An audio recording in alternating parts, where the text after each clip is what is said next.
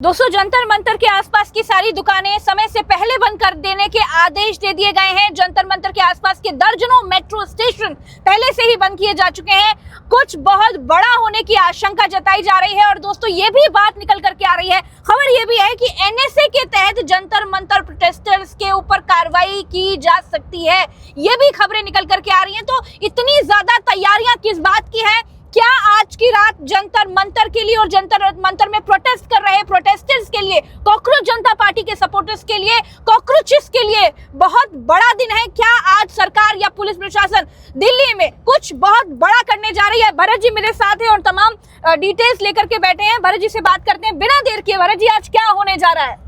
प्रज्ञा जी, deployment बहुत बड़ा है, पुलिस का डिप्लॉयमेंट बहुत बड़ा है और एक के बाद एक बड़े अपडेट्स आ रहे हैं। बड़े अपडेट्स में जैसे हम देख रहे हैं अभी बैठे हुए, ये कहा जा रहा है कि कनॉट प्लेस की सभी दुकानों को जो है शाम 6-6:30 बजे से बंद करने के आदेश दे दिए गए। वैसे तो ये दुकानें प्रज्ञा जी 12-12 बजे तक कनॉट प्लेस के आसपास, जनपद, पालिका, ये जो दुकानें हैं प्रज्ञा जी, ये 12:30-1 बजे तक की चलती हैं। लाइटें बंद हो जाती हैं फिर भी दुकानें चलती हैं, लेकिन ये 6:30 बजे से दुकानों को बंद करने का आदेश दे दिया गया है। और इस आदेश में, अंग्रेजी में ये आदेश है, आपके सामने स्क्रीन के ऊपर है, और इस आदेश को अगर आप देखेंगे तो हिंदी में इस आदेश का तर्जुमा मैं बताता हूँ। ये कहा जा रहा है कि नुकसान ना हो दुकानदारों का, इस वजह से इन दुकानों को हम जो है बंद करने का आदेश दे रहे हैं। मैं इसका हिंदी तर्जुमा आपको बताता हूँ क्या है।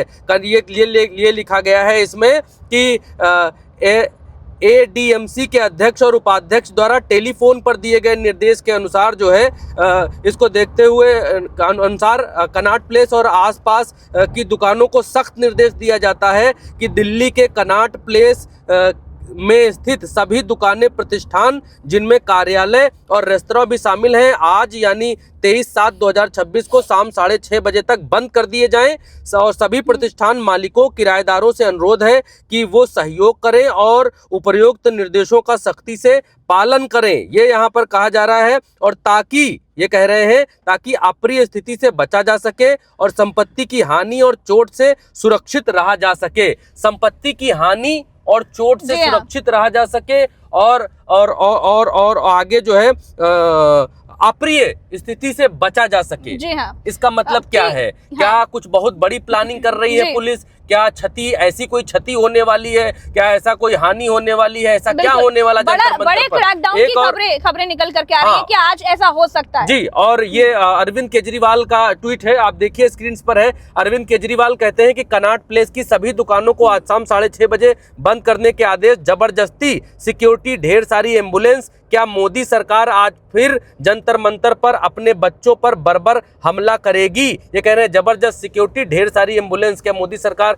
आज फिर जंतर मंतर पर अपने बच्चों के ऊपर जबरदस्त हमला करने वाली है? और इसके बाद ये लेटर, जो लेटर अभी हमने आपको पढ़ाया, उसको और जूम इन करके दिखा देते हैं ताकि हाँ, ये देखिए, ये न्यू दिल्ली ट्रेड एसोसिएशन की तरफ से ये लेटर जारी किया गया है। और इसमें सिर्फ यही नहीं है प्रज्ञा जी कि ये लेटर है, इसके अलावा रणदीप सिंह सुरजेवाला है, कांग्रेस के नेता। उन्होंने कहा कि 19 जुलाई से 18 अक्टूबर तक दिल्ली पुलिस कमिश्नर को एनएसए यानी राष्ट्रीय सुरक्षा कानून के तहत बिना ट्रायल लोगों को हिरासत में लेने का फरमान जारी कर दिया गया है। सड़कों पर अपने हक और बेहतर भविष्य की आवाज उठा रहे युवकों को सरकार अब राष्ट्रीय सुरक्षा के लिए खतरा बता रही है। अगर देश का पढ़ना लिखने वाला युवक ही एंटी नेशनल और देश की सुरक्षा के लिए खतरा है, ये तमाम सारा लिखा है। ये लिखा है कि ये बिना वकील, बिना दलील 1 साल तक जेल में सड़ाने की ये बेलगाम ताकत देश की सुरक्षा के लिए नहीं बल्कि तानाशाही के दम पर छात्रों के आंदोलन और उनकी बुलंद आवाज को कुचलने के लिए की जा रही है।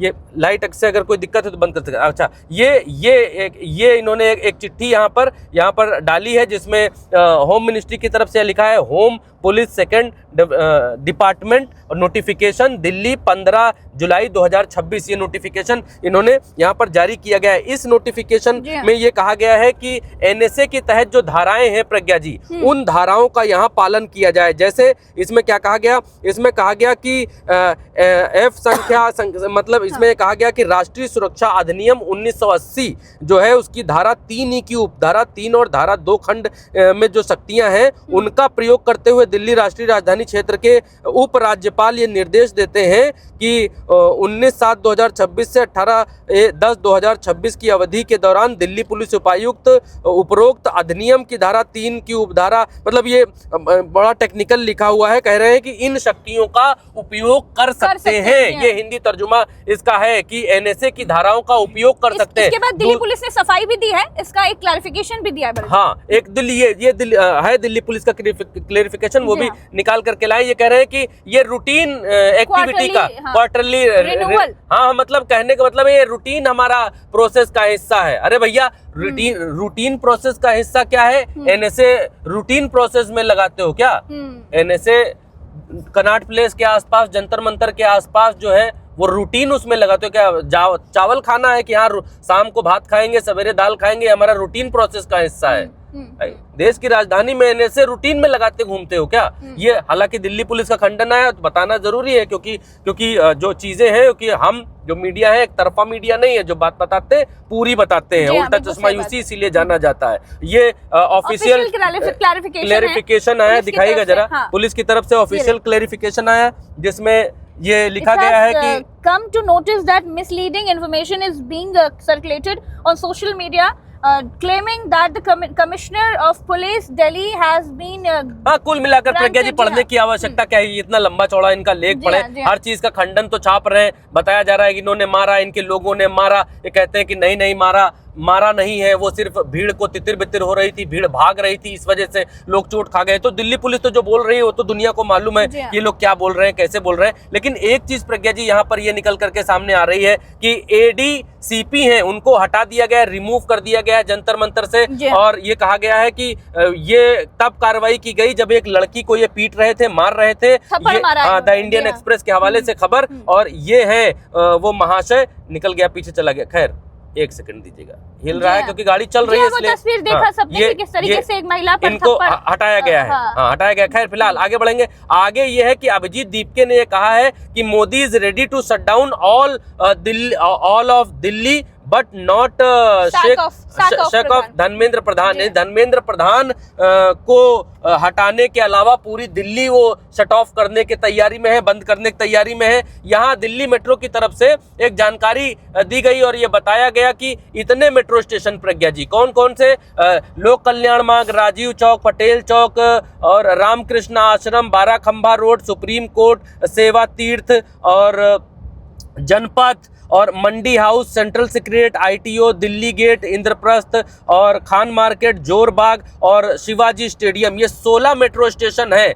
इनके बारे में कहा जा रहा है below mention the metro station will be closed from 7:30 AM। ये सुबह 7:30 बजे से ये मेट्रो स्टेशन बंद रहेंगे। फिर क्या हुआ? फिर एक आदमी भाई साहब पहुंच गया कोर्ट, सुप्रीम कोर्ट, उन्हीं जज के पास जिन सीजीआई ने ये कहा था कॉकरोच वाला मसला जहां से शुरू हुआ था कि ये कॉकरोच है, ये पता नहीं क्या क्या किया करते हैं, कोई हाँ कोई ये करता है, कोई वो करता है, खलियर बैठे हो, ऐसा कुछ इन्होंने कहा। उसके बाद जो ये चल रहा है उन्हीं जनक जो है वही है भाई साहब। उसके बाद जब ये पहुंचा मामला कि भाई साहब यहाँ ये हो रहा है, मेट्रो सब बंद करी जा रही है, यहाँ सुप्रीम कोर्ट आने में दिक्कत हो रही है, तो फिर बार एंड बेंच की रिपोर्ट है, इन्होंने कहा कि सुप्रीम कोर्ट की तरफ से कहा गया Supreme Court metro station is not opened by today after CJI Suryakant ने ये कहा कि हम इसमें इंटरवीन करेंगे, we will intervene if Supreme Court metro station is not open today. अगर नहीं खुला तो हम इसमें इंटरवीन करेंगे। और यही सीजीआई है, ये देखिए खबर है भास्कर न्यूज की, यही सीजीआई है जो ये कह रहे थे कि कॉकरोचों पर लाठीचार्ज पर सुप्रीम कोर्ट ने कहा कि हम इस पर सुनवाई